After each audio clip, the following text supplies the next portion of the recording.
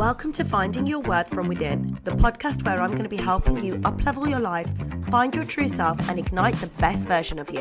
I'm your host, Sana, your go-to self-worth mentor, facilitating hundreds of women to unlock your self-belief, master your emotions, and take back control of negative thoughts. We're going to be covering everything self-worth for South Asian women, how to ditch your self-doubt, kick other people's judgment to the curb, and learn how to finally use your voice clearly and with confidence. With the practical tools and spiritual teachings that I give you in this podcast, don't be surprised when this magic begins to massively elevate your life.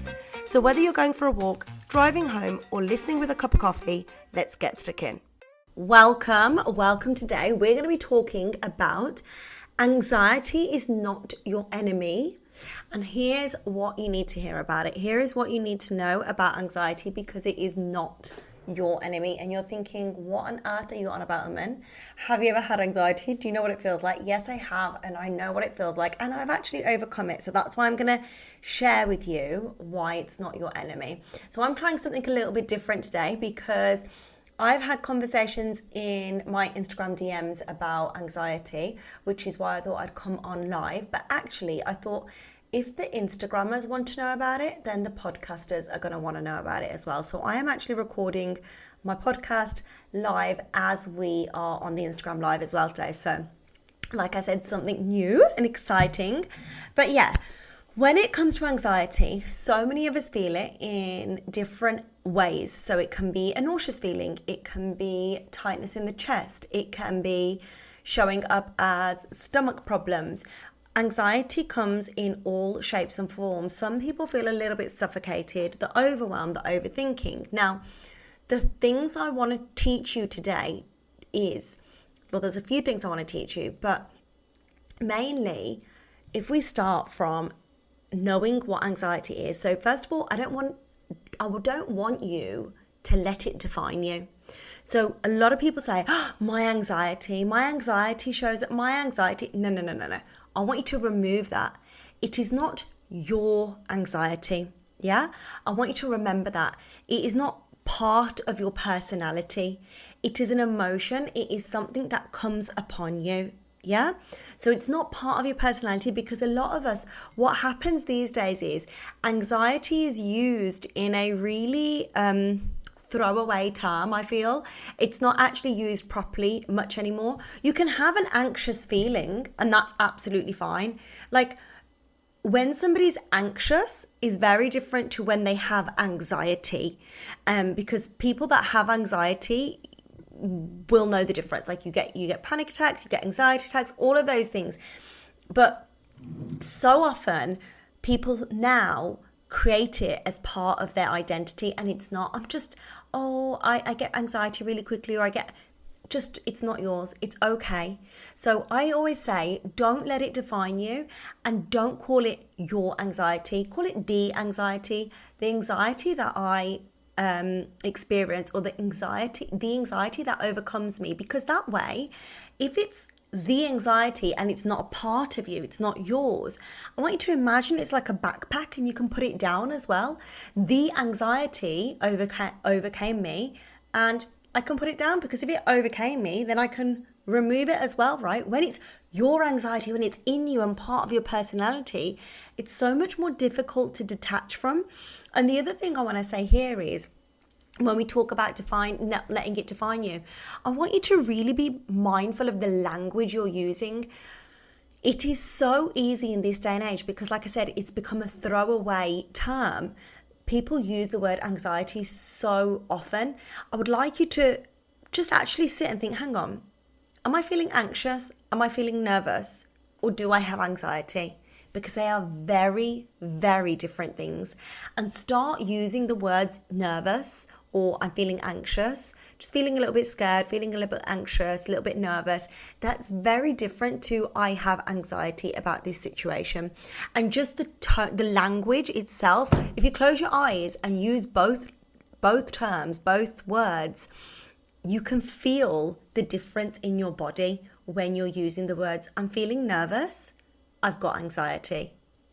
If you just do it in this moment, if you'd like, close your eyes and literally feel into how your body feels when you say, I'm feeling nervous.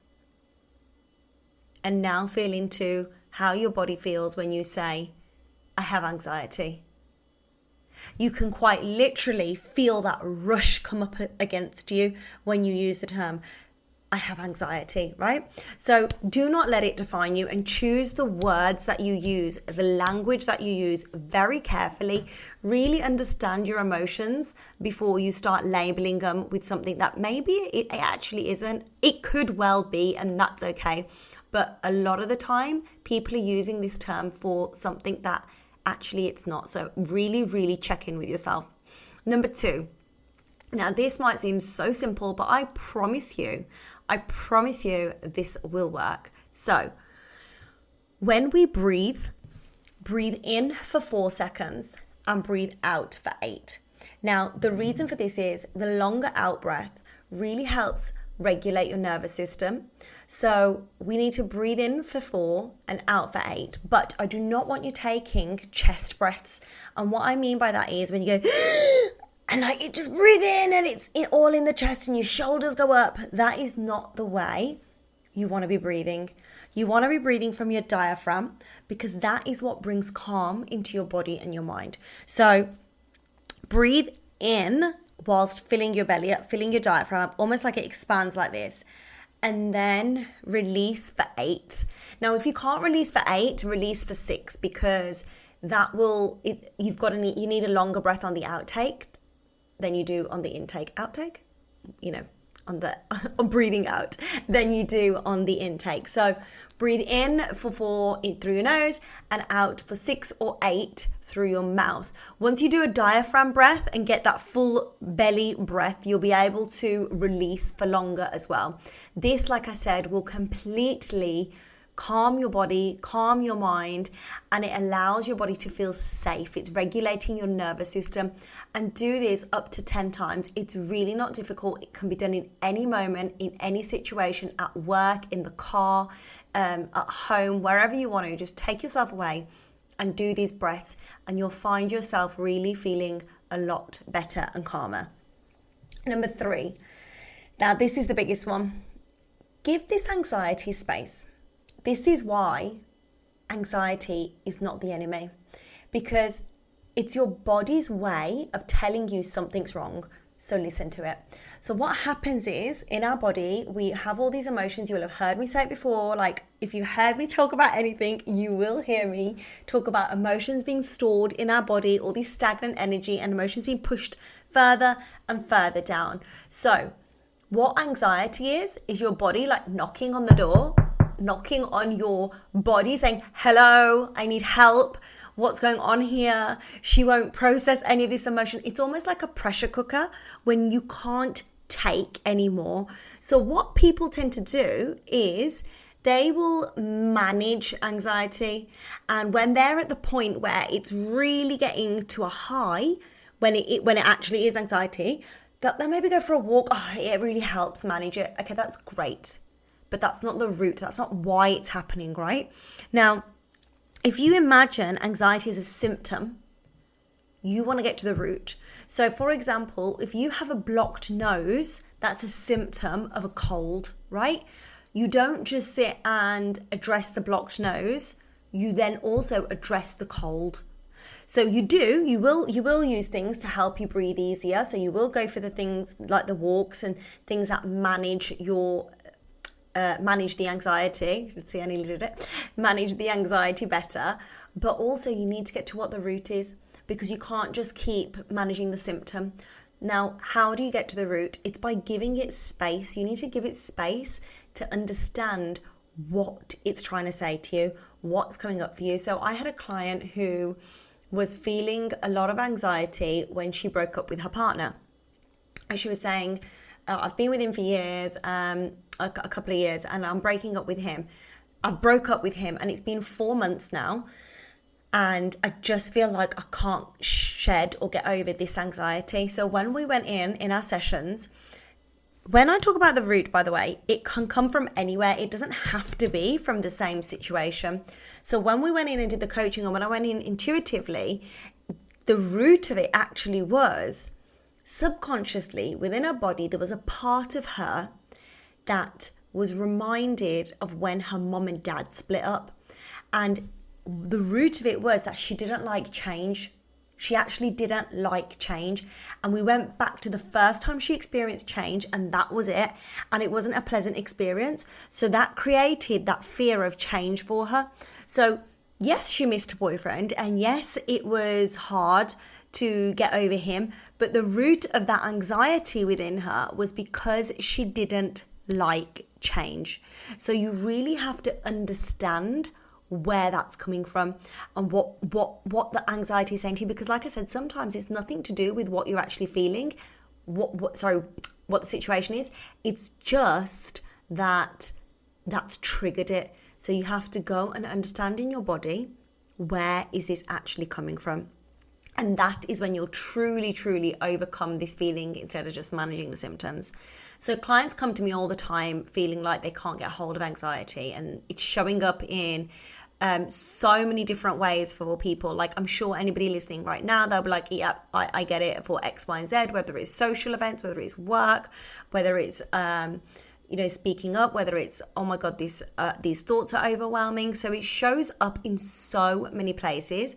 And once we've worked through and unpacked these thoughts and emotions that they're holding on to, they see that anxiety is shifting like this. It's something that I used to feel quite a lot in my chest. So even now, when I'm not addressing things, or if I've got a lot on, it will feel like a tightness in my chest. And I know that I've got to go and understand where it's come from and what the root of that is. So that's why in my 6-month program, in my 6-month mastermind, I've really created these modules to release stagnant energy, release the emotion, because I know what it is that you need. So I've created this program bespoke to what it is that you need, so that you can unravel the emotions and so that you can release all of these thoughts.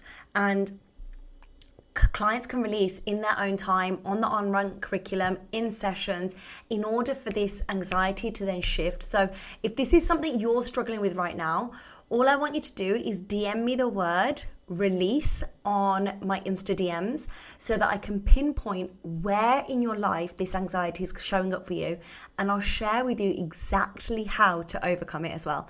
So DM me the word release so that you can understand, pinpoint where it's coming from and how to overcome it too. So those were the 3 steps of understanding anxiety, knowing it's not the enemy. It is, don't let it define you. It's not yours. You can let it go. It's not part of your personality, and choose your language correctly. Use your breath, your 4 in and 8 out, to help regulate your nervous system, and give it space. Give it space. Give it a space, like let it speak, let your anxiety speak and tell you what's going on, let it tell you what part of you it's coming from. Because until you do that and stop ignoring it, you're not going to understand what's going on with yourself. So like I said, drop me a DM with the word release and we can get straight in, pinpoint where it's coming from, and I'll show you how to overcome it. If you have any messages or questions, feel free to drop me a DM. Until then, speak soon. Bye. Thank you so much for listening to this episode of Finding Your Worth from Within. If today's message resonated with you, it would mean the world to me if you could follow, rate, and leave a review. Sharing the podcast with someone that you feel may benefit is the best way to help it grow and spread this important message. To stay connected between episodes, come hang out with me on Instagram @Mentoring. Can't wait to see you there.